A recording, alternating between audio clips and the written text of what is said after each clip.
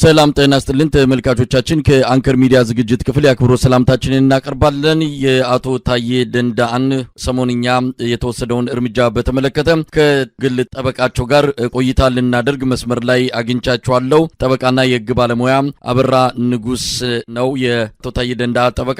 ስለሰሞኑ እስርና አጠቃላይ የፍትህ ሁኔታ ምን እንደሚመስል ባጭሩ ቆይታ የምናደርግበት ይሆናል። ጠበቃና የህግ ባለሙያ አበራ ንጉስ፣ እንግዲህ በዚህኛው መድረክ ደግሞ ተገናኝተናል። የአቶ ታዬ ደንዳአ ጠበቃ እንደወንክ ነው የማቆና ጉዳዩንም ስትከታተል እንደነበረ መረጃው ደርሶናል። ለማንኛውም ምንድነው የተፈጠረው? አቶ ታዬ ደንዳአ በአሁኑ ሰዓት በምን ሁኔታ ላይ ነው ያሉት?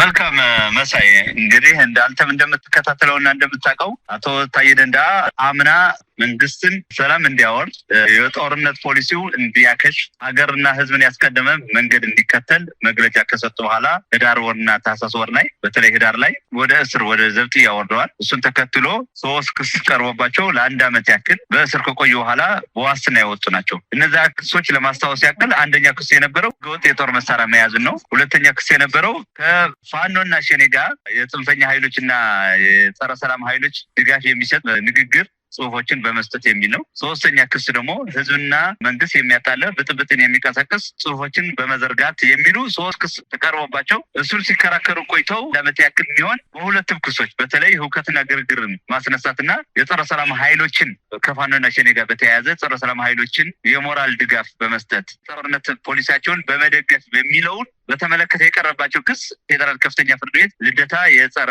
ህገ መንግስትና ጸረ ሽብር ችሎት ታዬ የጻፉት ጽሁፍን ከመመርመረው እና ከህግ አንጻር ካየው በኋላ የመናገር መብታቸውን ተጠቅመው ሰላምን ሰበኩ እንጂ ሀገርና ህዝብን የማስቀደም ስራ ሰሩ እንጂ ወንጀል አልሰሩም በሚል በነጻ ስላሰናበታቸው፣ ስለዚህ አቶ ታዬ መጀመሪያውንም በጠቅላይ ፍርድ ቤቱ ሲከራከሩ ረጅምና ያላስፈላጊ ቀጠሮ ያለ ህጋዊ ያልሆነና በቂ ያልሆነ ምክንያት ሲሰጠን ነበር ከጠቅላይ ፍርድ ቤቱ። ያ እኛ የተረጎምነው ፍርድ ቤቱ ሲሰጠን የነበረው ምክንያት ከህግም ከአመክንዮም የራቀ ስለነበረ ጣልቃ መገባቱ መኖሩን በጣም ስንጠረጥር ነበር። መጨረሻውን ፍርድ ቤቱ የከፍተኛ ፍርድ ቤቱን ውሳኔ በቂ ባልሆነ ምክንያት በመሻር አቶ ታዬ ከዚህ በፊት ነጻ በተባሉበት ጉዳይ እንዲከላከሉ ነው የተወሰነው። እሱን ተከትሎ በ25 ጠዋት ከተወሰነ በኋላ በ25 ከሰዓት 10 ሰዓት አካባቢ በተለይ ፌደራል ፖሊስ አቶ ታዬ ከቤታቸው ነው አስሮ የወሰዳቸው። አስሮ መውሰዱ ብቻ ሳይሆን በ25 10 ሰዓት ካሰራቸው በኋላ ምሽት 2 ሰዓት ላይ ፍተሻ አድርጓል። ይሄ የሚያሳየው ፌደራል ፖሊስ አቶ ታዬ ከሌሎች አካላቶች ጋር በተለይ ከፍርድ ቤትና ከአስፈጻሚው አካል ጋር ተቀናጅቶ በቁጥጥር ስር እና በእስር እንዲቆዩ የማድረግ ፍላጎት እንዳላቸው የሚያመላክት ነው። አቶ አበራ ነጻ ተብለው ፋይሉ አልተዘጋም ነበረ? ለምንድን ነው እንደ አዲስ ወይ የተንጠለጠለ ነገር ነበረ ወይስ በአገዛዙ አቃቤ ሕግ በኩል ይግባኝ ተጠይቆ ነበረ? ነጻ በተባሉባቸው ክሶች ዳግም ክርክር እንዲደረግ ፍርድ ቤቱስ እንዴት ውሳኔ ያስተላልፋል? ያኔ ነጻ ብሏቸው ዛሬ ምን የተለየ ነገር አገኘ? መልካም፣ ዋናው ነገር የጠቅላይ ፍርድ ቤቱ ክርክር የቀጠለው በከፍተኛ ፍርድ ቤት መጀመሪያ የስር ፍርድ ቤት ጉዳዩን ከስር ሲያይ የነበረው ፍርድ ቤት በሁለቱም ክስ ነጻ ቢላቸው መከላከል ሳያስፈልግ ነጻ ቢላቸው አቃቤ ሕግ ጉዳዩ ጠቅላይ ከፍተኛ ፍርድ ቤት የሰጠው ውሳኔ በመቃወሙና ቅሬታ ስለተሰማው ይግባኝ ብሎ ነው የሄደው። እዚህ ላይ ጥፋት የለም፣ ይግባኝ ማለቱ መብቱ ስለሆነ ማለት ነው። ችግር የሆነው አንድ ከፍተኛ ጠቅላይ ፍርድ ቤቱ ጉዳዩ የሻረበትን በቂ ምክንያት ሳይኖር በተደጋጋሚ በመቅጠርና እሱን ተከትሎ ጣልቃ ገብነት አለ የሚያስብል መጨናነቅና የቀጠሮ ማጓተት መኖሩን ነው ትልቁ ችግር። ከዛ ቀጥሎ ግን ፍርድ ቤቱ በአሁንም ጠቅላይ ፍርድ ቤቱ የመሰለውን ወስኗል ብለን እኮ ብናስብ ዋስትና ተነስቶ እንዲታሰሩ የሰጠው ትዕዛዝ የለም፣ ሊያደርግም አይችልም። እንዲከላከሉ ተወስኗል ማለት አውቶማቲካሊ እንዲታሰሩ ተወስኗል ማለት አይደለም። በዋስትና በውጭ ያሉ ሰው እስከሆኑ ድረስ ሊሆን የሚችለው መሆን የነበረበት ከፍተኛ ፍርድ ቤቱ የጠቅላይ ፍርድ ቤቱ ውሳኔ ከደረሰው በኋላ አቶ ታዬ በእስር ሳይሆን ያለ እስር እንዲቀርቡ ተደርገው በጉዳይ ተከራክረው አቃቢ ሕግም በዋስትናቸው ላይ እንዲሻር አቤቱታ አቅርበው በዛ ክርክር ካደረግን በኋላ ከፍተኛ ፍርድ ቤቱ ውሳኔው ከሻረው አቶ ታዬ ኋላ ነው መታሰር የነበረባቸው። እንደዛ ከሆነም የተደረገው ግን የፍርድ ቤቱ የዋስትና ውሳኔ ሳይሻር ፌደራል ፖሊስ በስመ አዲስ ምዝገባ ወደ አዲስ ጥርጣሬ ካሰራቸውና ቤታቸው ከበረበረ በኋላ ጠበቃ በማያገኛቸው ቤተሰብ በማይደርስላቸው በአሳቻ ቦታ ላይ በድብብቆች መንገድ ፍርድ ቤት እንዲቀርቡ መደረግ ነው። እዛ ላይ አቶ ታዬ መቅረባቸውን ተከትሎ በጠበቃቸው እንዲወከሉ ጥያቄ አቅርበው ነበር፣ ተማክረው እንዲቀርቡ። ፍርድ ቤቱ ግን ይሄን አልፎ የአቃቤ ሕግ ያቀረበውን ዋስትናቸው የመሻርና እንዲነሳ የማቅረብ ጥያቄ አንስቶ ወደ ማረሚያ ቤት እንዲወርድ አድርጓቸዋል። እዚህ ላይ ሰፊ የሆነ የስነ ስርዓት ግድፈት ተራ የስነ ስርዓት ግድፈት ብቻ ሳይሆን በመንግስት በኩል ያለ አቶ ታዬ እንዲታሰሩ የፖለቲካ ፍላጎት በፍርድ ቤቶችና በፌዴራል ፖሊሶች አማካይነት ተፈጽሟል ባይ ነኝ። ስለዚህ ጠበቃ አበራ ንጉስ ያሁን የአቶ ታዬ ደንደአ ዳግም ወደ እስር ቤት መግባት ከባለፈው ነጻ ከተባሉት ክሶች ጋር የማይገናኝ ምናልባትም ከቅርብ ጊዜ ወዲህ አገዛዙን እግር በእግር እየተከታተሉ በተለያዩ ጉዳዮች ላይ ጽሁፎችን የተቃውሞ ህዝቡንም ግንዛቤ የሚያስጨብጡ የተለያዩ አጀንዳዎችን በማንሳት ሰፊ ተቀባይነት ማግኘታቸው ጋር ተያይዞ የተደረገ እስር ነው ማለት እንችላለን? በከፊል ነው። ምክንያቱም ብዙ የስነ ስርዓት ግድፈቶችን የተፈጸሙት አቶ ታዬ ከእስር ከወጡ በኋላ በሀገራቸውና በህዝባቸው ያለው አሳሳቢ ጉዳይ አጀንዳ አድርገው በሀሳብና በሰላማዊ መንገድ መንግስትን ስለሞገቱ በማረሚያ ቤትና በእስር እንዲቆዩ የመንግስት ፖለቲካው ፍላጎት ከፍ እያለ ስለመጣ ስነ ስርዓቱና አካሄዶችን የፍርድ ቤቶች አካሄዶች በመጣስ ይሄ ያለው የኢትዮጵያ ነባራዊ ህጎችን በመጣስ የተደረገ እስር ነው። ያ ማለት ግን ሙሉ በሙሉ ከዚህ በፊት ታስሮበት ከነበረ ወንጀል ክስና የክርክር ሂደት ግን ሙሉ በሙሉ ትስስር የለው ማለት አይቻልም። ስለዚህ እንደው ባጭሩ እስሩ የባለፈውም ሆነ የአሁኑ ህጋዊ ሳይሆን ፖለቲካዊ እስር ነው ብሎ መደምደም ይቻላል? በትክክል። ምክንያቱም አቶ ታዬ ከዚህ በፊት ለተከሰሱባቸው ክሶች መነሻ የሆኑት በፌስቡክ የጻፉት ጽሁፎች ናቸው። በፌስቡክ የጻፉት ጽሁፎች ደግሞ ሙሉ በሙሉ ሰላምን፣ ልማትን፣ የሀገር መረጋጋትን፣ የህዝቦችን ደህንነት የሚጠይቁ እንጂ ለማናቸው ምኑን በጦርነት ላሉ ወገኖችን የሚደግፉ ጽሁፍ አንዳችም አልተገኘም። ለዛ ነው ከፍተኛ ፍርድ ቤት ጉዳዩ መጀመሪያ ክስ ሆኖ ሲቀርብበት ከህግና ከማስረጃ አንጻር መርምሮ በነጻ ያሰናበታቸው።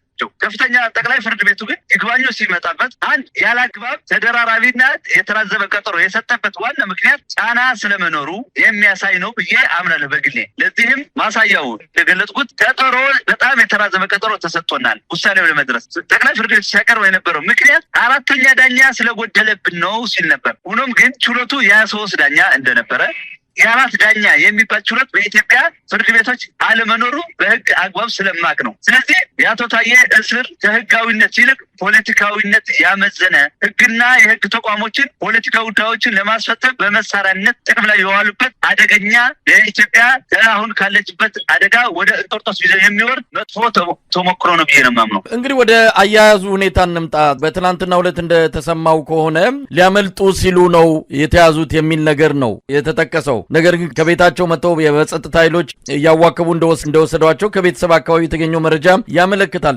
አያያዛቸው ላይ ያለው ነገር ምንድን ነው? እውነት ሊሸሹ ነው የሚባለው ነገር ከየት መጣ? ይሄ ያው መንግስት አንዳንድ ጊዜ በአንዳንድ ፖለቲከኞች ህግን ተጠቅሞ በማሰር ሂደትም ምክንያት ሲያጣ የሚፈጥራቸው የሐሰት ምክንያቶች ናቸው። አቶ ታዬ እኔ ጋር እስከ 5 ሰዓት ቆዩ።